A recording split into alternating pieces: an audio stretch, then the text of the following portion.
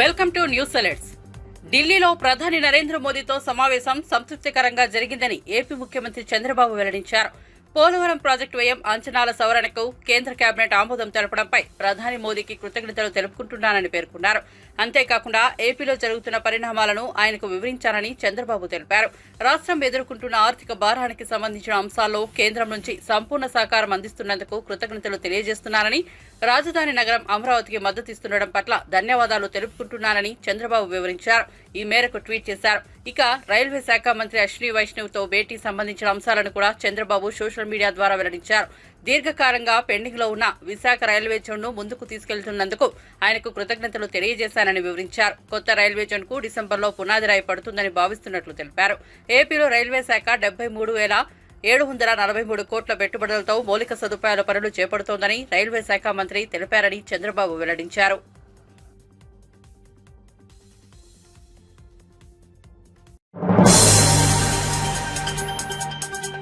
Maoist ప్రభావిత రాష్ట్రాల సీఎంలతో కేంద్ర హోంశాఖ అమిత్ షా నిర్వహించిన సమావేశానికి సీఎం రేవంత్ రెడ్డి హాజరైన విషయం తెలిసిందే. ఈ సమావేశంలో ఓ ఆసక్తికర విషయం చోటు చేసుకుంది. తెలంగాణ ముఖ్యమంత్రి రేవంత్ రెడ్డితో ఏపీ హోం మినిస్టర్ అనిత వంగలపూడిని భేటీ అయ్యారు. ఈ మేరకు ఎక్స్ వేదికగా సోమవారం ఆమె ఫోటోలు పంచుకున్నారు. ఈ ఫోటోలు నెట్టింట వైరల్ గా మారాయి. కొత్త ఇసుక విధానంలో లోపాలున్నాయని ఎమ్మెల్సీ బొత్స సత్యనారాయణ కీలక వ్యాఖ్యలు చేశారు. ఇసుక కొరత, ధరలను రాజకీయ కోణంలో కాకుండా ప్రజల ఇబ్బందుల వలన దృష్టిలో పెట్టుకోవాలని కోరుతున్నామన్నారు. ఉచిత ఇసుక అన్నప్పుడు సీవరేజ్ ట్యాక్స్ అవసరం ఉండదన్నారు. ఉచిత ఇసుకకు వక్రభాష్యం చెప్పే దోచుకుంటున్నారని బహిర్గతం అవ్వాలన్నారు. ఉచితం అన్నప్పుడు గతం కంటే తక్కువకు అమ్మాలో వద్దో ప్రభుత్వమే చెప్పాలన్నారు. ప్రభుత్వానికి ఫీజు చెల్లించాల్సిన అవసరం లేనప్పుడు గతం కంటే 3,000 కంటే తక్కువకు అమ్మాలి కానీ ఎలా పెంచి అమ్ముతారని ప్రశ్నించారు. ఇవాళ దొరుకుతుంది.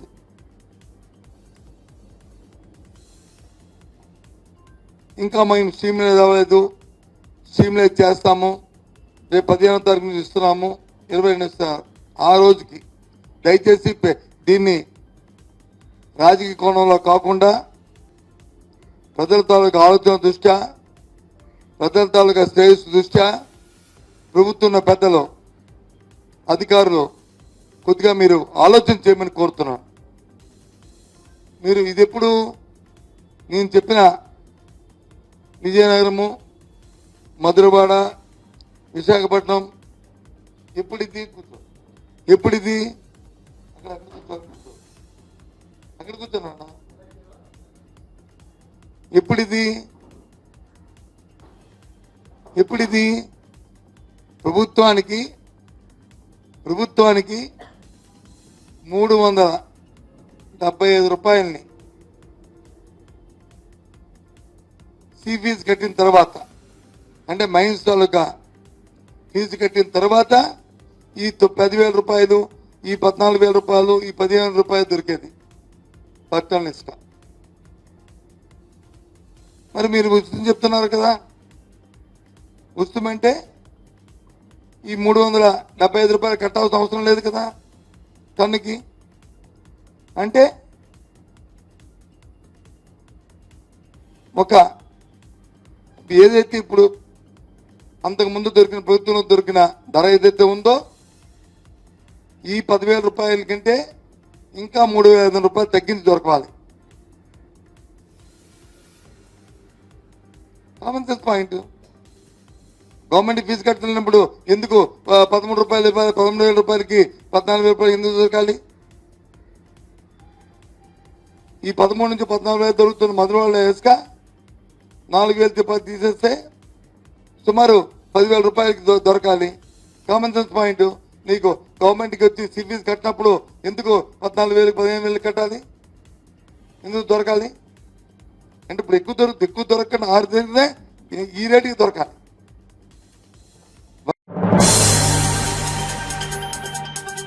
కూటమి ప్రభుత్వం అధికారంలోకి వచ్చి 4 నెలలైనా పెన్షన్ తప్ప చెప్పిన పథకాలు ఒక్కటి అమలు కావడం లేదని మండిపడ్డారు వైఎస్ఆర్సీపీ రాష్ట్ర అధికార ప్రతినిధి, మాజీ ఎమ్మెల్యే రాచమల్లు శివప్రసాద్ రెడ్డి. విజయవాడ వరద పాలు కావడానికి సీఎం చంద్రబాబు నాయుడే కారణమని ధ్వజమెత్తారు. కొవ్వొత్తులకు 26 కోట్లు, పులిహోరకు 360 కోట్లు ఖర్చు అంటూ మోసం చేస్తున్నారని విమర్శించారు. వైఎస్సార్ కాంగ్రెస్ పార్టీ రాష్ట్ర అధికార ప్రతినిధిగా తనపై నమ్మకంతో కీలక బాధ్యతలు అప్పగించినందుకు పార్టీ అధినేత వైఎస్ జగన్మోహన్ రెడ్డికి శివప్రసాద్ రెడ్డి కృతజ్ఞతలు తెలిపారు. కూటమి అధికారంలోకి వచ్చాక చిన్నారులపై అఘాయిత్యాలు పెరిగిపోతున్నాయని, రాష్ట్రంలో శాంతి భద్రతలను గాలికి వదిలేశారని ఆగ్రహం వ్యక్తం చేశారు. రాష్ట్రంలో పాలన గాడి తప్పిందని, ఇచ్చిన హామీలను నెరవేర్చాలని అడుగుతారని డైవర్షన్స్ పాలిటిక్స్ చేస్తున్నారని దుయ్యబట్టారు. గాలికి వదిలేసినాడు. అసలు వరద వచ్చేదానికి, విజయవాడ మునిగిపోయేదానికి, కొన్ని వేల మంది ఎఫెక్ట్ అయ్యేదానికి కారణం ముఖ్యమంత్రి గారే. కారణమైనాడు. కనీసం రక్షించే ప్రయత్నం చేసినాడు అంటే రక్షించే ప్రయత్నం కూడా చేయలే. కనీసం ప్రజలిచ్చిన విరాళాలైనా సక్రమంగా పంచినాడు అంటే తప్పుడు లెక్కలు చూపిస్తా ఉన్నారు. అగ్గిపిట్టలకు, కొవ్వొత్తులకు 26 కోట్లు రాసినారు. పులిహోర ప్యాకెట్లకు 360 కోట్లు రాసినారు. అసలు ఇది రాష్ట్ర ప్రజలు ముక్కును వేలేసుకుంటున్నారు. కొవ్వొత్తులకు ఏంది 26 కోట్లు, పులిహోర ప్యాకెట్లకు ఏంది 360 కోట్లు. ఈ లెక్కలన్నీ ఏంది అసలుకు? కేంద్ర రాష్ట్ర ప్రభుత్వాల వైపు నుంచి వారికి అందాల్సినటువంటి ప్రయోజనం శూన్యం. ఈరోజు గుంటూరు కలెక్టర్ ఆఫీస్ దగ్గర కొన్ని వందల వేల మంది పడిగాపులు కాస్తా ఉన్నారు. మాకు రావాల్సిన 10,000 ఎక్కడా, మాకు రావాల్సిన 20,000 ఎక్కడా అని చెప్పి. ఇంత వైఫల్యం మునుపెన్నడూ ఏ ప్రభుత్వంలో కూడా మేము చూడలే. ఇంత దారుణంగా ఒకవైపు విజయవాడ వరదలు ముంచెత్తితే, మరొక వైపు ఈ 4 నెలల కాలంలో పదుల సంఖ్యలో చిన్నపిల్లల యొక్క మానానికి, ప్రాణానికి రక్షణ లేదు.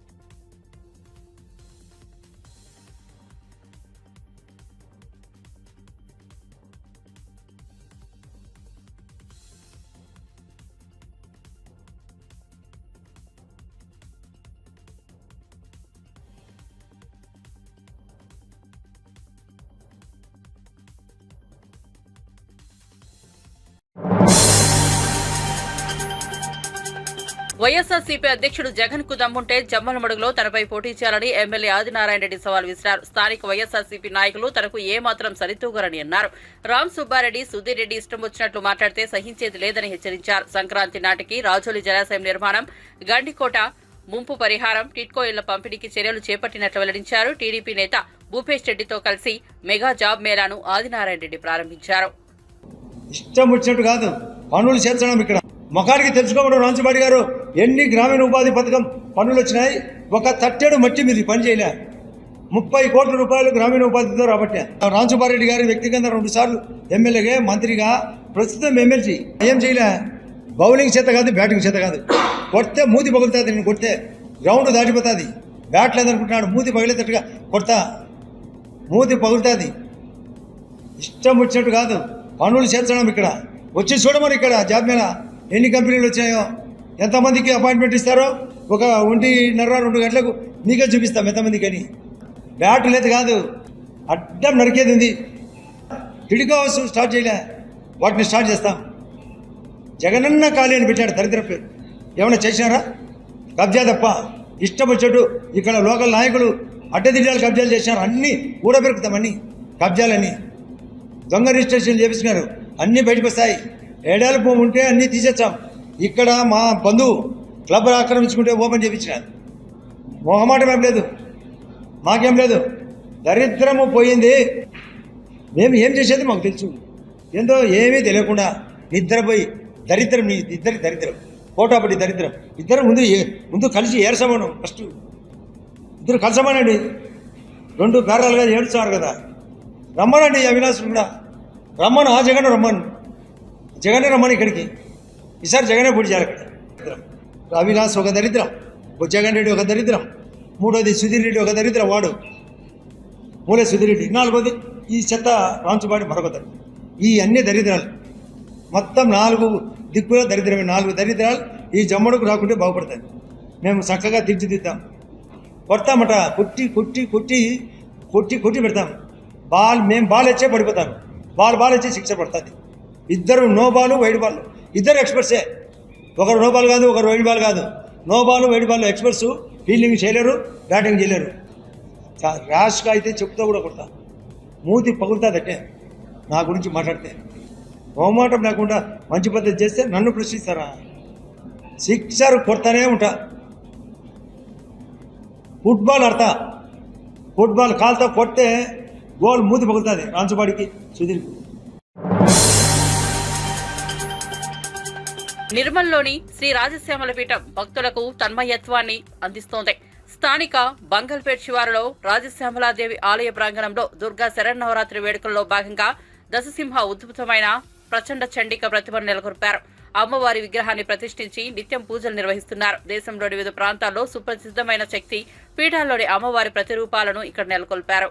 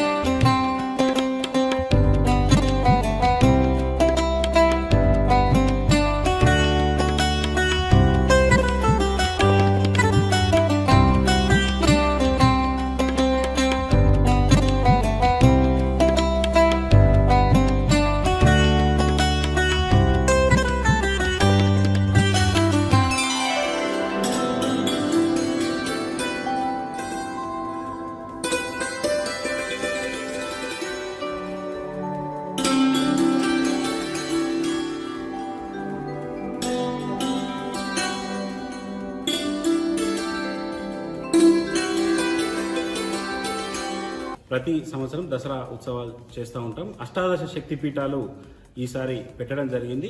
దాంతోపాటు దశసింహ ఉద్భవం అయినటువంటి ప్రచండ చండికను ఇక్కడ ప్రత్యేకంగా నెలకొల్పడం జరిగింది.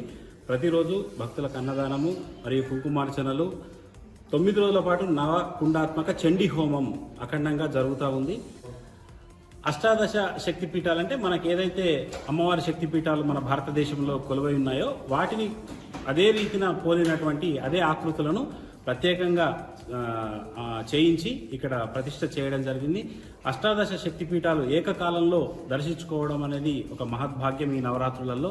అటువంటి ప్రతిష్టలు మన రాజశ్యామల పీఠంలో జరిగి ఉన్నాయి. కాబట్టి భక్తులు ఈ అవకాశాన్ని వినియోగించుకోవాలి.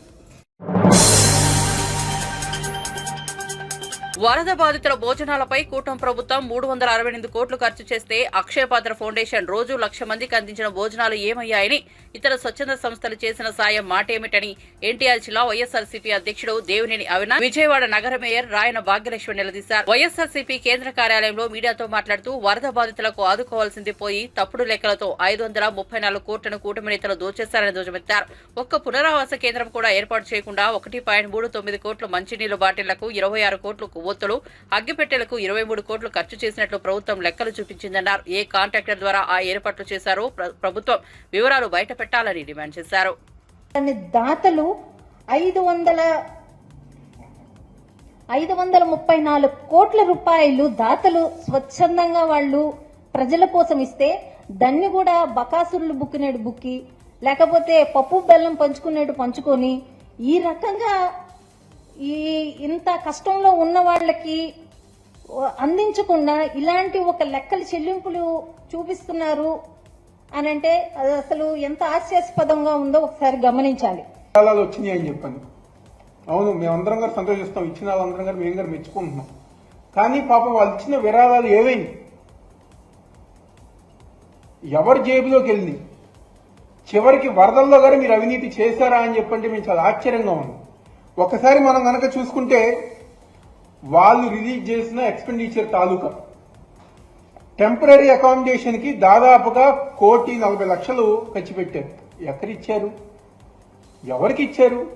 ఎక్కడ ఏర్పాటు చేశారు టెంపరీ అకామిడేషన్?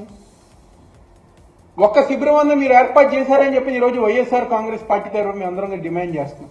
ఏమైపోయింది ఆ 1,40,00,000 రూపాయలు? ఎవరి జేబులోకి వెళ్ళింది?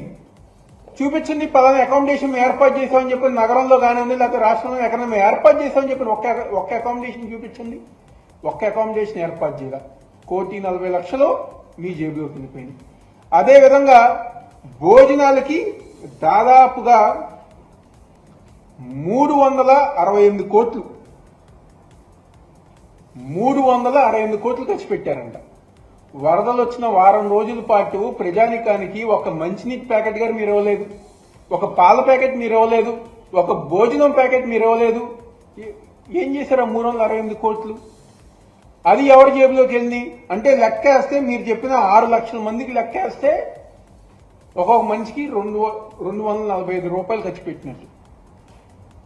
అంటే మనం 5 స్టార్ హోటల్ నుంచి భోజనం తీసుకొచ్చాం వాళ్ళకి. ఆ 368 కోట్లు అవినీతి. అదే ప్రతిరోజు ఓ మొక్క నాటుతూ పర్యావరణ పరిరక్షణకు తన వంతు కృషి చేస్తూ అందరికీ స్ఫూర్తిగా నిలుస్తున్నారు తెలంగాణకు చెందిన కెఎన్ రాజశేఖర్. ప్రకృతిపై తన తండ్రికి ఉన్న ప్రేమతో తాను స్ఫూర్తి పొందినట్టు చెబుతున్నారు. భద్రాద్రి కొత్తగూడెం జిల్లాలో సింగరేణి సెంట్రల్ వర్క్ షాప్ లో ఫిట్టర్ గా పనిచేస్తున్న రాజశేఖర్ ప్రకృతి హరిత దీక్ష పేరిట ఇప్పటి వరకు 25,000కు పైగా మొక్కలను నాటారు. పర్యావరణ పరిరక్షణకు నిస్వార్థంగా ఆయన చేస్తున్న కృషిని ప్రధాని నరేంద్ర మోదీ తన మన్ కీ బాత్ కార్యక్రమంలో ప్రశంసించారు. పక్షుల పరిరక్షణకు రాజశేఖర్ కృషి చేస్తున్నారు. కాలుష్యం వల్ల ఇట్లా టెంపరేచర్ పెరుగుతుంది కాబట్టి ఈ యొక్క కాలుష్యాన్ని తగ్గించాలంటే నా వంతుగా ముమ్మర ప్రచారం చేసి అందరితోటి కూడా ఒక ఉద్యమంలాగా మొక్కలు నాటించాలని నా యొక్క బైక్ పైన ఒక గ్లోబుని ఈ యొక్క మొక్కని ఇట్లా మొక్కల్ని పంచే మొక్కల్ని పెట్టి అందరితోటి కూడా ఈ యొక్క మొక్కలు నాటే ఉద్యమంలో పాల్గొనాలని ప్రచారం చేస్తూ నేను మా యొక్క సింగరేణి కాలేజ్ కంపెనీలో సన్మాన అవార్డు గ్రహీతలకి మొక్కలిచ్చే కార్యక్రమాన్ని చేపట్టానండి. బొకేల బదులు మొక్కలిచ్చేది. Prime Minister Narendra Modi praised Rajashekhar's selfless service during చిన్నారి అశ్వయ్య అదృశ్యమైన వెంటనే రాష్ట్ర ముఖ్యమంత్రి, మంత్రులు ఇప్పుడు చూసినట్లుగానే చొరవ చూపించి ఉంటే అశ్వయ్య బతికి ఉండేదని, ఈ విషయంపై ఇంకా లోతుగా విచారణ చేసి నిందితులను కఠినంగా శిక్షించాలని పెద్దిరెడ్డి మిథున్ రెడ్డి డిమాండ్ చేశారు. మిస్సింగ్ అవడము, దాని తర్వాత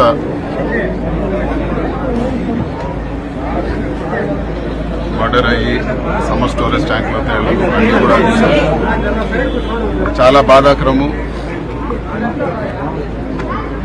జగన్మోహన్ రెడ్డి గారు వచ్చి కుటుంబాన్ని పరామర్శించి న్యాయం కోరుతానని చెప్పిన రెండో రోజే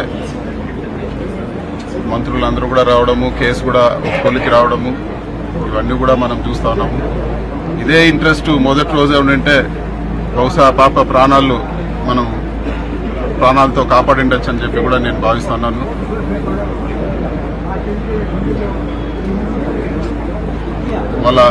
ఆ పాప వాళ్ళ తండ్రి ఉన్నారు, వాళ్ళ కుటుంబానికి కూడా అన్ని విధాల సహకారం ఉంటాము. జగన్మోహన్ రెడ్డి గారు కూడా కేసు కొలికి వచ్చినంత వలన మేము ఆయన్ని వాయిదా వేసుకోమని, పర్యటన వాయిదా వేసుకోమని చెప్పి నేను కూడా రిక్వెస్ట్ చేయడం జరిగింది.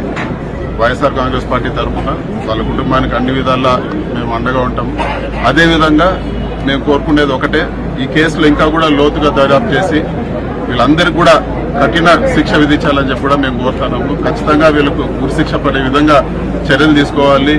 దానికి ఎవిడెన్స్ అంతా కూడా బిల్డప్ చేసి ఖచ్చితంగా ఎంత కఠినంగా శిక్షించాలంటే వేరే ఎవరన్నా కూడా ఇట్లాంటి ఆలోచన చేయాలన్నా కూడా భయపడే విధంగా శిక్షించాలని చెప్పి కూడా మేము కోరుతా ఉన్నాము. అదేవిధంగా ప్రభుత్వం సకాలంలో స్పందించాలని చెప్పి కూడా ఇట్లాంటి ఇన్సిడెంట్స్ జరిగినప్పుడు సకాలంలో స్పందించాలా, ఇవి ప్రివెంట్ చేసే విధంగా కూడా వ్యవహరించాలని చెప్పి కూడా మేము కోరుతాను. కర్నూలులో ఒకటి జరిగింది, ఈరోజు పొంగనూరులో జరిగింది, నిన్న వైఎస్ఆర్సీపీ కార్యకర్త ఒకరు మర్డర్ అవడం జరిగింది. ఇలాంటివన్నీ గవర్నెన్స్ పైన దృష్టి పెట్టాలా ప్రభుత్వం అని చెప్పి కూడా మేము కోరుతా ఉన్నాము. అంతేగాని పనికిరాని విషయాలపైన దృష్టి పెట్టి ప్రజలకు ఉపయోగం లేని విషయాలపైన దృష్టి పెట్టకుండా ప్రజలకు ఏదైతే ప్రభుత్వం ఒక భరోసా కల్పించాలో దానిపైన దృష్టి పెట్టాలని చెప్పి కూడా మేము కోరుతా ఉన్నాము. దీంట్లో పాలిటిక్స్ కి ఎటువంటి తావు లేదు. అందరూ కూడా చాలా బాధాకరమైన విషయము. ఊరందరూ కూడా ఆ పాప మిస్సింగ్ అయినప్పుడు కానీ చనిపోయిందని తెలిసినప్పుడు కానీ అందరూ కూడా చాలా బాధపడ్డారు. సో దీంట్లో ఎటువంటి రాజకీయాలు కూడా తావలేదు.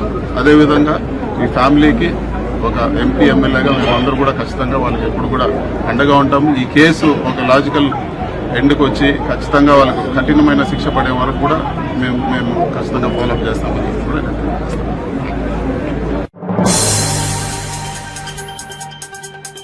దేవి శరన్నవరాత్రి ఉత్సవాల సందర్భంగా మహబూబ్ నగర్ జిల్లా కేంద్రంలో శ్రీ వాసవి కన్యకా పరమేశ్వరి దేవాలయంలో 6,66,666 అలంకరించారు.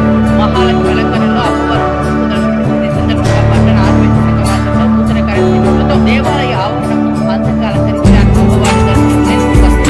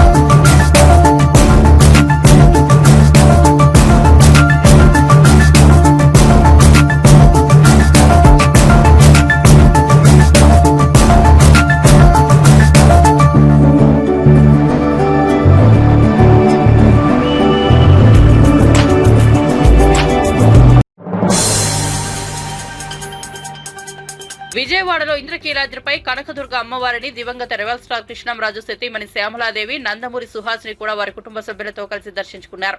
అనంతరం కుంకుమార్చన కార్యక్రమంలో కూడా పాల్గొన్నారు. ఈ సందర్భంగా వారు మీడియాతో మాట్లాడుతూ ఈ సంవత్సరం ఆలయ అధికారులు ఏర్పాటు చేసిన పనుల విషయంపై వారు సంతృప్తి వ్యక్తం చేశారు.